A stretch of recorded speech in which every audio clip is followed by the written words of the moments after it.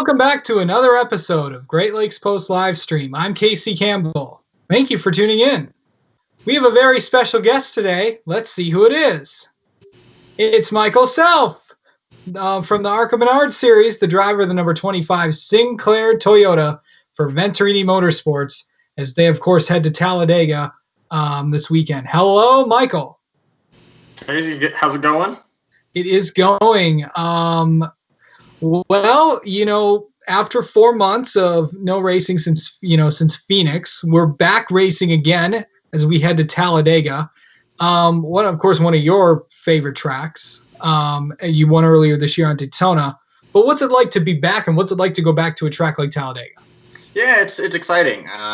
It's been a long break, that's for sure. I think this is the longest I've gone without being at a racetrack in some time. So really looking forward to getting back out there, really looking forward to just being back at the track with the crew guys, with everyone at Venturini Motorsports, and definitely looking forward to having the opportunity just to drive again and to do something that I really enjoy. Talladega it has been a good track for me. I'm not sure if it's one of my favorite tracks. It's always stressful to race at the super speedways, but have fortunately had some success there. And looking at it going in there, we know it's a race that we kind of just have to get through. You got to stay safe there and stay smart and try and bring everything home in one piece as much as possible. So we've been able to do that for the most part at these super speedways. Knock on wood. We just got to stay smart and not get too anxious or impatient here, and try and do the same thing again this weekend. What do you always like about super speedway racing? I know you won earlier this year at Daytona, but what do you like about just racing around at Daytona and Talladega? It's cool to race at those places because they're unique, and they're just the style of it's a little bit different. It kind of brings on a different style of thinking and navigating the traffic, navigating the air. Definitely a little bit of a different strategy that you go into those races with, but I'd be lying if I said they weren't stressful. Those are definitely the most stressful races that we go to, because there's so much that's out of your control as a driver. You're kind of at the mercy of others around you, and all it takes is something small to ruin a day.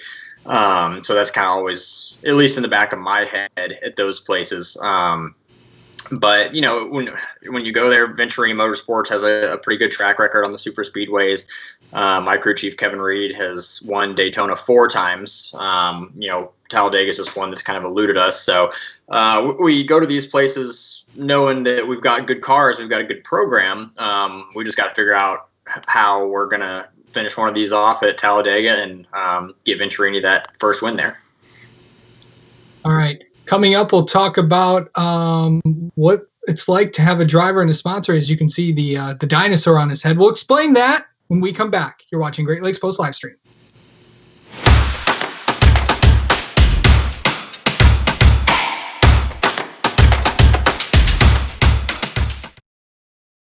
Is that beautiful? And then you're gonna have the same thing.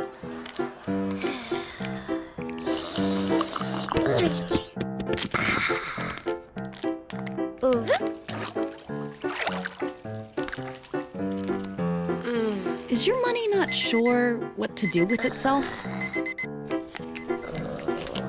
At Ally, we'll help it save for the future with our smart savings tools. For all things money, you deserve an ally. And we're back. Michael Self joins us.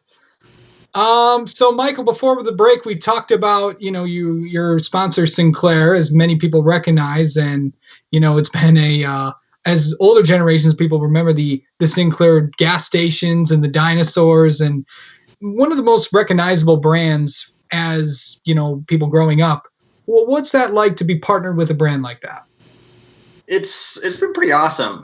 From the first time that we debuted the Sinclair car back at Kansas in 2016, that's what you just said. That's been the majority of the feedback that we've received. It's a very nostalgic brand. A lot of people remember from when Sinclair was national and when they had stores covering everywhere. You hear a lot of people that were around in the 40s and 50s and early 60s that say, hey, I remember when Sinclair was in my hometown. Or it seems like everyone has a Sinclair story about maybe someone in the family owned a station or worked at a station. People remember going to the gas stations and getting the small plastic dinosaurs that they used to have there. And I'd say still, probably every weekend, no matter what track we go to, I get approached or someone with a crew shirt on gets approached from someone, whether it be a fan or a track worker that has one of those stories. So that's been really cool. And to see Sinclair continue their support of me and of racing and grow these last couple of years, giving me the opportunity to race full time and expand on their investment in racing has been really, really special to see. They are a growing brand, and they're trying to get back to that national presence and trying to get some more stations opened up. And through all of this that's been going on here recently, oil's been hit especially hard, and they've continued to support us and to support our program.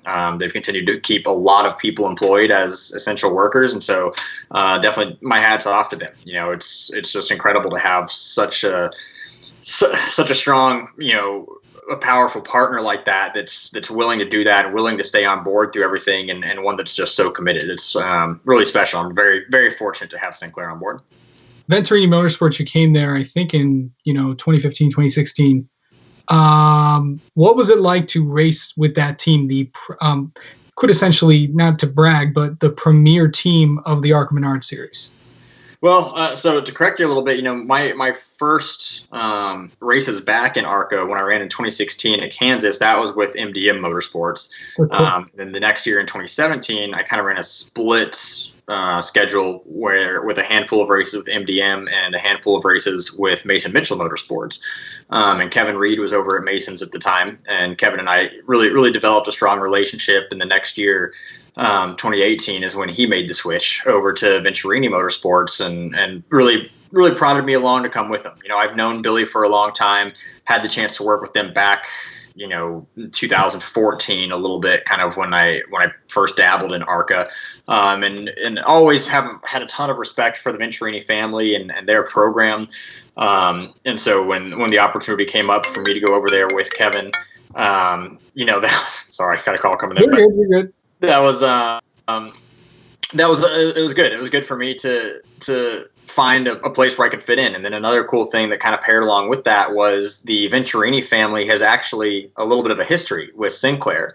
Tony Venturini, I believe it was, owned a Sinclair station in Chicago back in, I want to say it was in the 50s. And so that was cool to kind of bring that story together, add a little bit of something else there. And then obviously their program has really excelled the last couple of years. You see the on-track performance, what multiple drivers have come through and done there.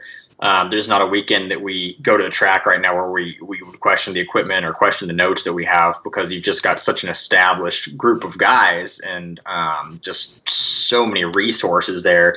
It's really nice and comforting to feel like we're going to the track with the best capabilities every single weekend.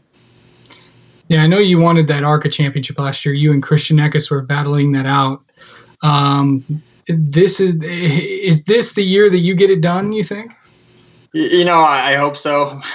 We're only 2 races in, but things have started off strong so far. Win at Daytona was big. Even finishing second after kind of a crazy day at Phoenix was really big.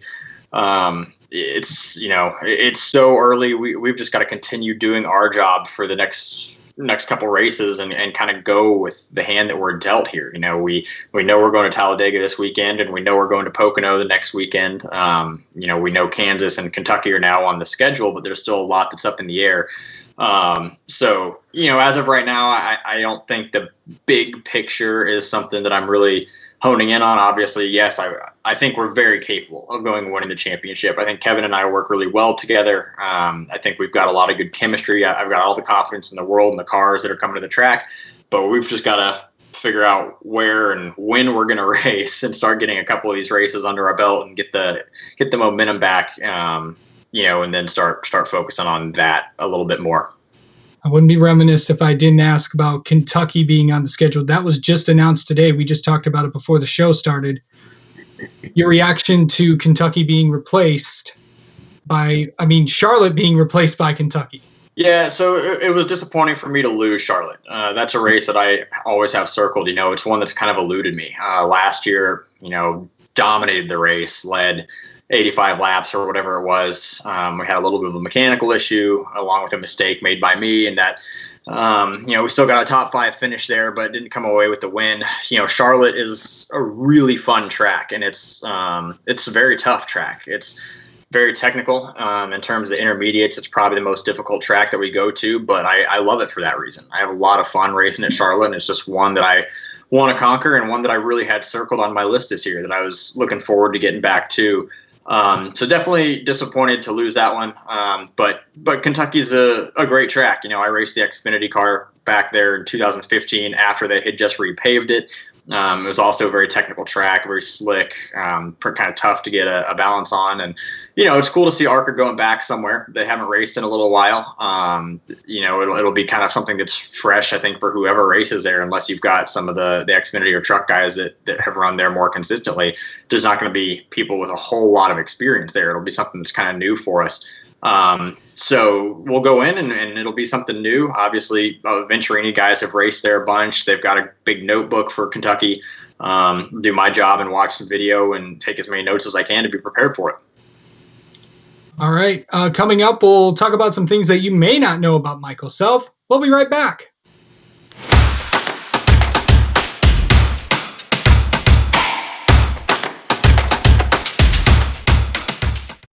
What is this thing? A Roxor. Ain't no turn signals. No traffic where this goes. Ain't no plastic. Nope. Box steel frame, too. Woo-wee, that's pretty. No nav TV screen. It's up there.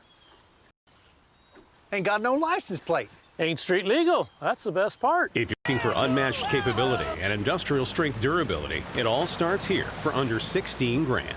Ain't no toy, huh? Nope. And we're back. Michael Self joins us. So, Michael, ARCA racing is not the only thing that you do. You also have a school that you run, or an instructor as well. What do you do with that? Yeah, so I've been instructing for a long time for a variety of schools, and now I own my own business. It's just me that focuses on instructing and some data analysis stuff. But started instructing in 2000, must have been 2008, out at what was Miller Motorsports Park at the time, the Ford Racing School out there. I got the opportunity to work with their program, road racing side of it, as well as the off-roading school there.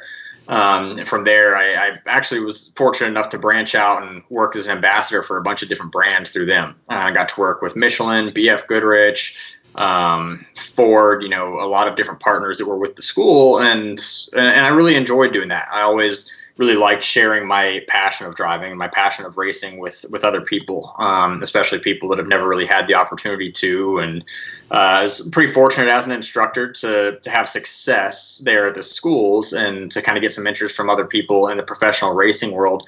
And so when I moved to North Carolina in 2014, I got involved with some kids racing in the K&N series. I worked quite a bit with Kaz Gralla, quite a bit with Justin Haley.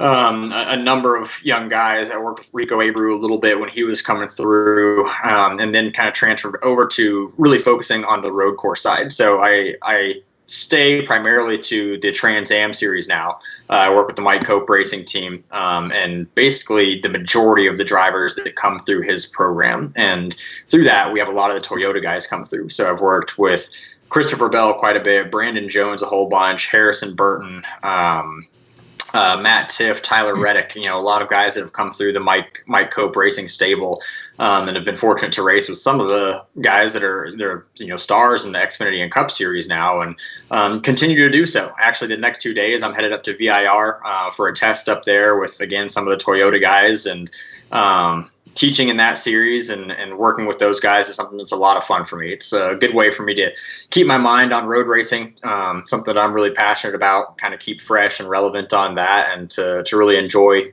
going to some of the best road courses in the country and enjoy the weekends. You're also a student as well. You're at UNC Greensboro, and I remember when you were on the Zoom call last week, when you were on the ARCA Zoom call last week, you talked about you going to school, and you're actually on track to graduate next spring. Yeah. Yep. So actually, just this week, finished up my first summer semester. Getting ready to start my next summer semester. I think. Let me look at my notes. I think that's next week. Yeah, coming up here next week. Second summer semester will start, and then I'll be taking a little bit of a lighter load in the fall, just anticipating travel's going to pick up a little bit. But on schedule right now to finish with my bachelor's degree in spring of 2021 with a degree in business administration, and then working on a minor in a couple things, IT as well as finance. So trying to pull all that stuff together, and I will be glad when that's over, but really psyched to be pursuing that and to be so close to finishing that degree. What's it going to take to get the big win at Talladega? You got to survive. you gotta make it through all the carnage, and you gotta just be patient and put yourself in the best position that you can, and have good pit stops, keep the car clean. That's what it takes at the super speedways. Just stay clean and be patient, and minimize the mistakes.